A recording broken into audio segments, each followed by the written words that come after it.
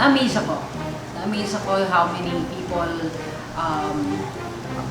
likes it and how big the industry is, how many people it helps, and there are positive stories, and of course there are also negative ones that you can also learn from.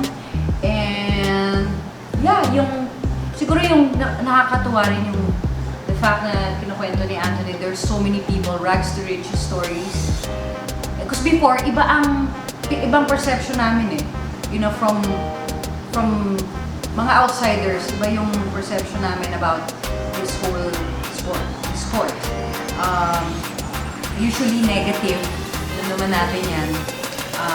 But, ayan, habang nalalaman ko yung story, ano pala siya? Marami natutulungan. What's also special about it is the fact that talagang mapataas, mapababa, mapataong nasa... Yun ang naaliw ako sa kanya na, wow, you know, sa showbiz industry, hindi masyadong ganun ang dating But with the chicken industry, talagang mapamayaman, nandyan. Mapamahirap, nandyan. But you're like... Comedy nga ang galing When we go to the mall,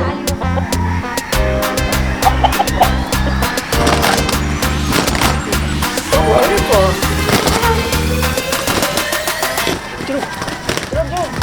Hi everybody, I'm Andrea del Rosario and Anthony Garcia. and thank you very much for watching Philippine Gamefarm TV. This is our first time here. We're so happy to be able to share to you guys our story. One of my questions that I never was able to ask you was, when you first came here many years ago, and we first met here in Kalapitan, it was in this very same room. Yeah. What did you think when they said that I was into chickens and I was a sabongero? What was your impression? My impression. Actually, I was so intrigued, guys, kasi saan naman kayo nakakita ng kombinasyon ng polo, kabayo, tapos manok, di ba? So, ayun. So, yun yung parang polo player na nagsasabong, nagmamanok. So you were impressed about my polo and also my cows. Yun na nga. Yes. So it was the horses and the cows. Yes. And so fast forward many years later, how come you don't let me fight the roosters you have? No. So you got into birds, you started breeding, even the kids like to breed. Start from the very start kasi, syempre, may kahit pa paano may konting punda na nga, siguro ako,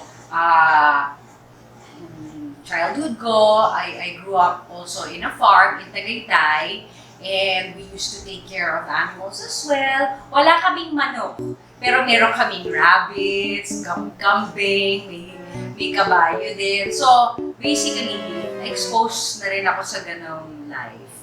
And then, fast forward nga, I met you, and I saw that, kumbaga na-rekindle yung childhood memories and life, and that's why I have this certain affinity towards chickens, and I just like them. Ang cute lang nila. Tell us about what happens when you explain to me and the kids where you post a picture of you all dolled up, like from a taping or with a fellow actor, actress. Ang kinukwento niya kung paano ko nai-insecure na pagka wala akong manok, wala akong masyadong likes. Pero pag may hawak akong manok, sabi ko, parang dumadami yata at parang umiingay ang napakatahimik kong mga social networking sites. So yun yung kinukwento po niya. Yun po, fortunately, yun nga marami kaming mga ang pupoging mga manok. So nakakatulong po kahit pa paano na mapaganda ang aking mga pictures. So So That's why I also like breeding and I like beautiful chickens. And yeah, doon nagsimula. I like them colorful. I like them she likes to shiny and, you know, uh, yeah, beautiful looking. You like the funny colored. Funny Not the color. Funny color is yung gray. Yeah, more like the not so normal red, white leg, green leg, yellow leg youngsters. In fact, you started taking painting class recently, and then you went ahead and said, now I'm going to start painting with chickens. I guess that started. Actually, I took up fine arts in advertising in college, so I picked it up again. That's why I have a little bit of background in painting. Mas lalo pa akong nagkaroon ng interest to paint them nung na-lockdown kami. So talaga, I sat down and I chose like nice looking chickens and I painted them. And yeah, one of my favorite subjects. 2 years ago, when Andrea was our vice mayor here in Calatagan, we were invited for a vice mayor's league derby, Yeah. which was a 4-cup derby in Nasugbu, Batangas. And my entry name during the time that she was in office was VM Andeng, AG Polo Paraiso. Yeah. So every time she was invited, either it was the vice mayor's league, she had nothing to So do. what's some common Yeah, she said nothing to do with gambling. She didn't want to gamble, but for some reason, we had a nice group of friends that were here that day, and I said, why don't we go to the cockpit tonight because we have an entry in Nasugbo, and I think we should bring everyone from the staff and all of the people that work with us, all of our helpers, and we joined a 4-cup derby vice mayor's league. Well, so here's how that happened. The first fight we fought, we won pretty convincingly. The second fight we fought, we won pretty well. Not as good as the first one. And the third fight was very ironic because we were fighting a fight where we were about 2 minutes in the fight and then there was a brownout. Oh, yun yung story And this is a nila. story that I like to share with people because I had never been in a situation after 28 years of making sabong may ibig sabihin yun? where the whole arena nag-brown out as in pitch black darkness. Yes. So all you see, I was making Bitaw the Rooster, all you see was people from the outside with cell phones like a concert of Whitney Houston singing a very senti song. So ako naman, I pulled out my cell phone to check para walang dayaan, nagpapaluan yung manok. And it went to the distance that we were within about 9 minutes and 20 seconds on the clock. So we had about 40 seconds left till we drew, and the lights came on. And when the lights came on, we were going to the drag. And I'll never forget this moment where the 10 minutes was up, but the sentenciador nakapag-sentensya na ng isa habang nag-buzz yung bell. So, with the rules, continued. Nung sinintensya yung manok, the first kayo, the bell rang, buzzer, beep, binaba, walang tumuka. The second one, tinasolit, sinintensya yung dalawa, walang tumuka. Nung binagsak before the third one, kumurit yung dalawa yung manok namin, and we won. And that was our third fight, and I said to myself, oh my gosh, I've never been in my whole entire life in a situation like that. As in, everyone in our tent, nagsigawan kami. As if nanalo kami ng lottery. But I said, the fight's not done, pangatlong laban pa lang yun, hindi pang-apat. So that night was very ironic because it was a bunch of vice mayors joining, and we eventually championed that derby. And we were able to say that our vice mayor from Calatagan, we won that derby. So it was really a story that you had to parang dapat yung moment na yun talagang kung may experience ng mga fellow cockmates, it was something. I've been in a cockpit arena several times, but never like, you know, something like that na talagang engrossed. We went to a cockpit and pinapapago si Ma'am Anding. Ma'am, pago lang Hindi mo naman kayong ako marunong 20. Sabi niya, no. No? Sabi niya, ayaw niya. Sabi ng kasador sa Arpanding, sige ma'am, pago lang kayong 10. No pa rin. Ma'am, konti lang pago ng 5. And then she looked at me and she pointed and I said, oh my God. So, napapago. So, she doesn't really gamble. She doesn't like gambling on especially on casino, roosters, any sort of gambling. Okay, so yeah, like what he said, the gambling side of the sport, I'm not so fond of, not so interested, and I don't really like it. But I like the part of the breeding, you know, or not even the breeding because I let him take care of that. It's more like eventually having The raising of the chickens. the raising of the Of chickens chicks. and the whole lifestyle na that we get to, you know, see our chickens, you know, after going through the breeding. Oh, Andre, remember this chicken? This guy is this. Kaya minsan nagugulat, this is yours, and she'll be, Huh? That's "Huh? It's so big already."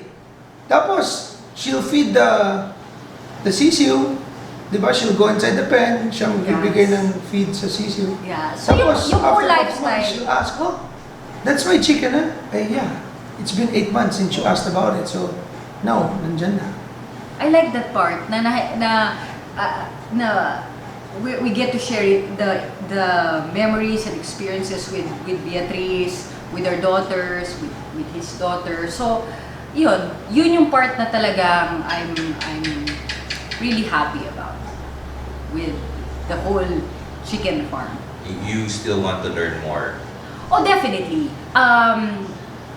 Of course, I'm trying to juggle, you know, taping here and there, and if we can only just sit down and then he'll explain to me the family tree. Yeah, one of these I think days. the hardest is already done because the mere fact that nagkaroon ng courage to actually play polo. The hardest, Yeah. the hardest, the hardest sport to learn, she already did. So, Yes. and not to mention, you know, now we breed boer goat. Tapos nagkaroon din siya ng konting goat breeding. But the hardest task of trying to learn the sport of polo, being on a 12 to 1500 pound animal going 40 miles an hour without a seatbelt, is pretty hard. So Wherein I've never ridden a horse ever in my life. Na like that, I mean that fast. Till I met Anthony. So, wala akong background sa pag sakay ng kabayo. so the manok was something that, you know, we live in the farm. We're far enough from the farm side, but yet near enough to get there when we want to be there. So it's really become part of our family and basically what we do as a family together. Isa pa, it gives the people that work for us jobs. So we've been able to hire, you know, the person that takes care of this, her sister, her father, her brothers, her brother-in-laws. So we have a family that we take care of here, and it gives yung especially mga anak namin, they're only 7 and 10. It keeps them grounded, and it teaches them, you know, to appreciate the small things in life. Kasi for me, this is what it's all about. And for the sabongeros out there who know me personally, alam niyo naman, hindi rin ako mahilig pumusta. Nung nagsisimula ako magsabong, I think na-overwhelm ako. Akala ko, you know, it was about kung gaano kalas, you know, it was about malaking pusta, this and that. So, I learned the hard way na yung gambling was not really what it's all about. Unfortunately, I learned the hard way. But I'm happy na naranasan ko yun, at least now I know. You know So, better. I know better. Yeah. So if it's about gambling, I don't gamble very much, but I don't hesitate to shoot from the hip when it comes to buying brood fowl or facilities. I don't skimp on that. I try to buy the best brood fowl I can find. I try to hire the best people I can find. I try to give them best facilities I can find. Give them the best health I can find. So I think being isang polo professional, na really what puts food on my family's table is yung pagkalaro ko ng polo. And the horses mean so much. Really, they are what makes my occupation and how I can afford to take care of my family is because of my sport of polo. It's not because I have other businesses or other inheritance. No, it's because of my sport and what I say, my blood, sweat, and tears. So animals sa amin is become very important. Even I think to our that's what's dogs. impressive about you is the fact that talagang may it be horses, goats, chickens, you always want it to be the best. He doesn't want yung parang it's like he always wants it to be the best, like not only in our town, but I have the best goat. It's the best looking goat. I'm like, ganon, yun ang marinig mo sa kanya lagi. He wants, It's the passion kasi. It's the the passion, he wants excellent looking, best looking Although, chickens. yung mga And even damit his ko, horse. yung mga damit ko, I still wear yung mga butas, tinatapon na nila, they make fun of my chinelas, or whatnot. But when it comes to animals, I always try to seek for the best. Because, in my experience, again, where I have played and competed and represented the United States or the Philippines in the highest level polos offered, it really helps in the long run to have the best material. So that's where I think I invest most in. I never, sa family ko, I always try to feed them the best I can. Pag nagbabakasyon kami magpamilya, I always try to show my kids the best vacation. So it teaches yung mga anak namin that this is what you have to work hard for in life. Because if you don't ever experience the best, then you don't know what it is To strive for. to strive for. To So aim for. that is really one of the goals that us as parents really talagang try to instill sa mga anak namin. And to work hard. I wasn't a college graduate. I didn't graduate from Ateneo or La Salle with the highest grades. As I told Bro Chris off camera, I'm street smart. I learned everything off the street, and I wouldn't change anything. Kung sinabi ni Lord, you have a chance to do it all over again, ito yung route na talagang I will follow.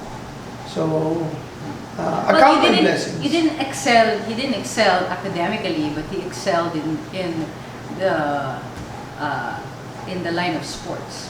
So that's also something to be proud about, and not everybody can boost. Yeah. The more I got to know about the whole story, the whole history of the chicken industry, ayun, talagang na-amaze ako. Na-amaze ako how many people likes it, and how big the industry is, how many people it helps, and there are positive stories, and of course there are also negative ones that you can also learn from. And yeah, siguro yung nakakatuwa rin yung the fact na kinukwento ni Anthony, there's so many people, rags to riches stories. Because before, ibang perception namin from mga outsiders, iba yung perception namin about this whole sport. Usually negative, alam naman natin yan. But, ayan, habang nalalaman ko yung story, ano pala siya? Maraming natutulungan. Maraming Positivity. Not to interrupt, but Sorry. alam mo, minsan, we travel quite a bit during the year, no? Whether pumunta kami sa States or Argentina. Minsan, nasa airport kami, let's say, bumiyahe kami Argentina, yung flight namin pabalik ko sa Argentina through Brazil to Turkey. May nakilala kami sa may airport, sa waiting area. Nagpa-picture sa kanya, "Ma'am, pwede bang pa-picture yan?" And all of a sudden, "Ma'am, di ba may alaga kayong manok?" Oh, tapos she'll get shocked. These are seamen traveling from all over the world to come home as OFWs. Tapos nagiging kaibigan na namin. And then Isa pa bigla na yun. lang, Isa you pa know, yun. padadala kami ng Christmas gifts. Meron dyan, pinapadala kami isang cooler ng isda, sugpo, lobster. And this is, they don't expect anything in return. You know, it was just a simple naging kaibigan, naging Facebook friend, naging in touch lagi, kumo-comment lagi sa mga ano. So nagiging, it's like you know, I explained sa unang episode about a brother, parang you know each other kasi, and I think dun sa mga breeders, ganun din eh. Kasi we get gifts, pabango, isda, I mean, also paintings. I think what's also special about it is the fact that talagang mapataas, mapababa, mapataong nasa... Yun ang naano ko, naaliw ako sa kanya na, wow, you know, sa showbiz industry, hindi masyadong ganun ang dating eh. But with